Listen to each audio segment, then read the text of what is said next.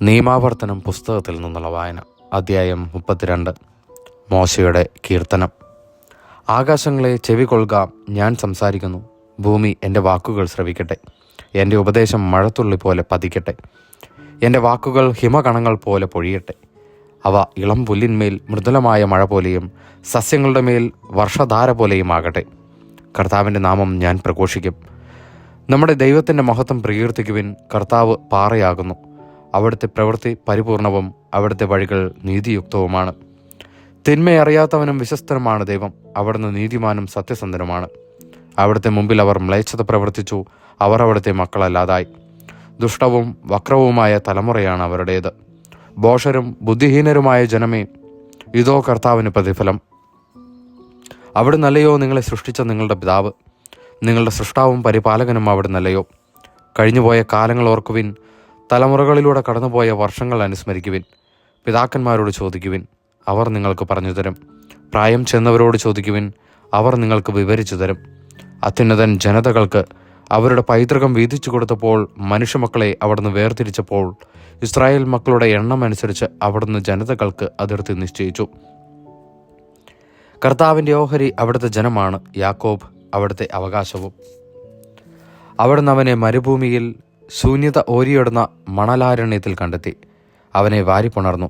താൽപ്പര്യപൂർവ്വം പരിചരിച്ച് തൻ്റെ കണ്ണിലുണ്ണിയായി സൂക്ഷിച്ചു. കൂട് ചലിപ്പിക്കുകയും കുഞ്ഞുങ്ങളെ മുകളിൽ ചിറകടിക്കുകയും വിരിച്ച ചിറകുകളിൽ കുഞ്ഞുങ്ങളെ വഹിക്കുകയും ചെയ്യുന്ന കഴുകനെ പോലെ അവനെ നയിച്ചത് കർത്താവാണ്. അന്യദേവന്മാരാരും അവനോടൊത്തുണ്ടായിരുന്നില്ല.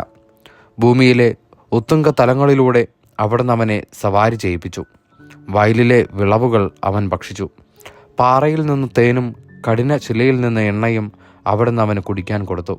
കാലിക്കൂട്ടത്തിൽ നിന്ന് തൈരും ആട്ടിൻ പറ്റങ്ങളിൽ നിന്ന് പാലും ആട്ടിൻ കുട്ടികളുടെ മുട്ടാടുകളുടെയും ബാഷാൻ കാലിക്കൂട്ടത്തിൻ്റെയും കോലാടുകളുടെയും കൊഴുപ്പും വിശിഷ്ടമായ ധാന്യവും നിനക്ക് നൽകി. ശുദ്ധമായ മുന്തിരിച്ചാറ് നീ പാനം ചെയ്തു. യഷുറൂൺ തടിച്ചു ശക്തനായി കൊഴുത്തു മിനുങ്ങി. അവൻ തന്നെ സൃഷ്ടിച്ച ദൈവത്തെ ഉപേക്ഷിക്കുകയും തൻ്റെ രക്ഷയുടെ പാറയെ പുച്ഛിച്ചു തള്ളുകയും ചെയ്തു. അന്യദേവന്മാരെ കൊണ്ട് അവർ അവിടുത്തെ അസൂയ പിടിപ്പിച്ചു. നിന്ദ്യകർമ്മങ്ങൾ കൊണ്ട് കുപിതനാക്കി. ദൈവമല്ലാത്ത ദുർദേവതകൾക്ക് അവർ ബലിയർപ്പിച്ചു.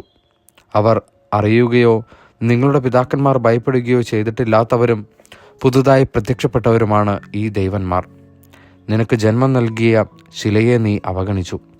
നിനക്ക് രൂപമേകിയ ദൈവത്തെ നീ വിസ്മരിച്ചു. കർത്താവ് അത് കാണുകയും തൻ്റെ പുത്രീപുത്രന്മാരുടെ പ്രകോപനം നിമിത്തം അവരെ വെറുക്കുകയും ചെയ്തു. അവിടുന്ന് പറഞ്ഞു, അവരിൽ നിന്ന് എൻ്റെ മുഖം ഞാൻ മറയ്ക്കും. അവർക്കെന്ത് സംഭവിക്കുമെന്ന് എനിക്ക് കാണണം.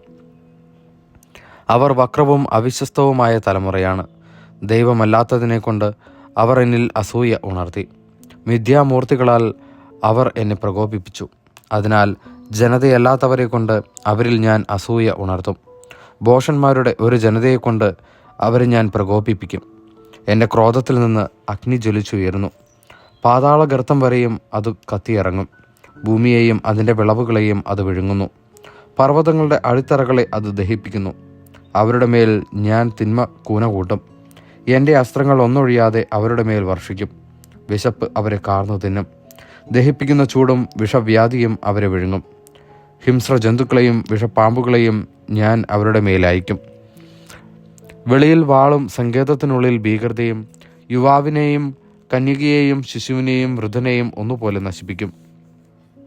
അവരെ ഞാൻ ചിതറിച്ചു കളയും. ജനതകളുടെ ഇടയിൽ നിന്ന് അവരുടെ ഓർമ്മ പോലും തുടച്ചു നീക്കും എന്ന് ഞാൻ പറയുമായിരുന്നു. എന്നാൽ ശത്രു പ്രകോപനപരമായി പെരുമാറുകയും എതിരാളികൾ അഹങ്കാരോന്മത്തരായി ഞങ്ങളുടെ കരം വിജയിച്ചിരിക്കുന്നു, കർത്താവല്ല ഇത് ചെയ്തത് എന്ന് പറയുകയും ചെയ്തേക്കുമെന്ന് ഞാൻ ഭയപ്പെട്ടു. ആലോചനയില്ലാത്ത ഒരു ജനമാണവർ. വിവേകവും അവർക്കില്ല. ജ്ഞാനികളായിരുന്നെങ്കിൽ അവർ ഇത് മനസ്സിലാക്കുമായിരുന്നു. തങ്ങളുടെ അവസാനത്തെപ്പറ്റി ചിന്തിക്കുമായിരുന്നു.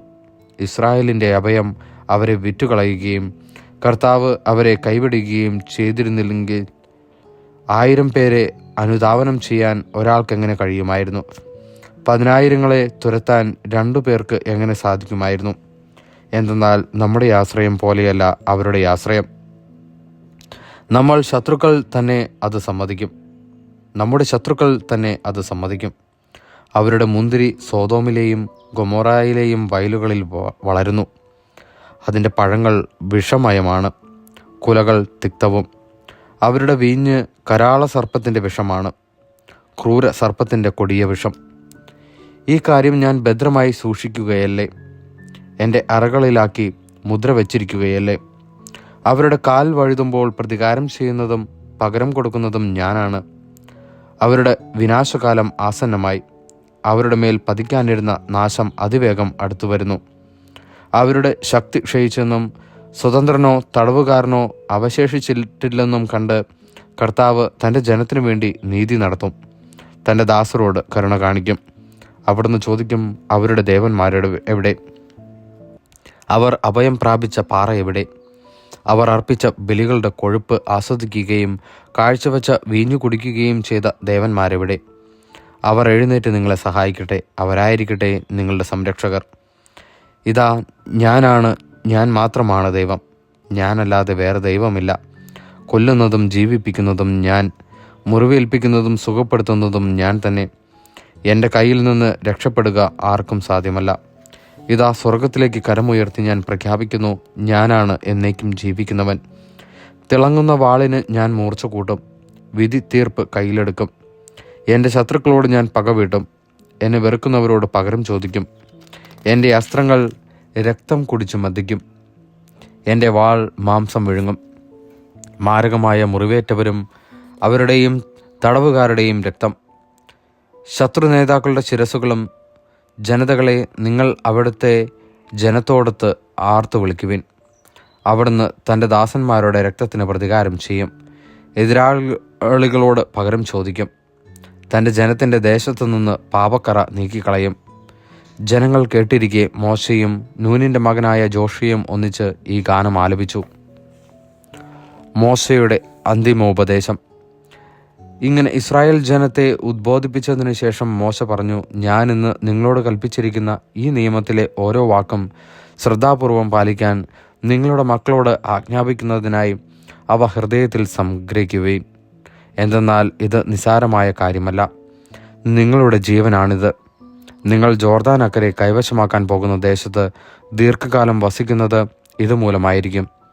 അന്ന് തന്നെ കർത്താവ് മോശയോട് അരുളി ചെയ്തു, ജെറിക്കോയുടെ എതിർവശത്ത് മോവാബ് ദേശത്തുള്ള അബറീം പർവ്വതനിരയിലെ നെബോ മലയിൽ കയറി ഞാൻ ഇസ്രായേൽ മക്കൾക്ക് അവകാശമായി നൽകുന്ന കാനാൻ ദേശം നീ കണ്ടുകൊള്ളുക. നിന്റെ സഹോദരൻ അഹറോൻ ഹോർ മലയിൽ വെച്ച് മരിക്കുകയും തൻ്റെ ജനത്തോട് ചേരുകയും ചെയ്തതുപോലെ നീയും മരിച്ച് നിന്റെ ജനത്തോട് ചേരും. എന്തെന്നാൽ സിൻ മരുഭൂമിയിൽ കാദഷിലെ മെരിബ ജലാശയത്തിന് സമീപം ഇസ്രായേൽ ജനത്തിൻ്റെ മുമ്പിൽ വെച്ച് നീ എന്നോട് അവിശ്വസ്തമായി പെരുമാറി. എൻ്റെ പരിശുദ്ധിക്ക് നീ സാക്ഷ്യം നൽകിയില്ല. ഇസ്രായേൽ ജനത്തിന് ഞാൻ നൽകുന്ന ആ ദേശം നീ കണ്ടുകൊള്ളുക, എന്നാൽ നീ അവിടെ പ്രവേശിക്കുകയില്ല. ദൈവവചനമാണ് നാം കേട്ടത്.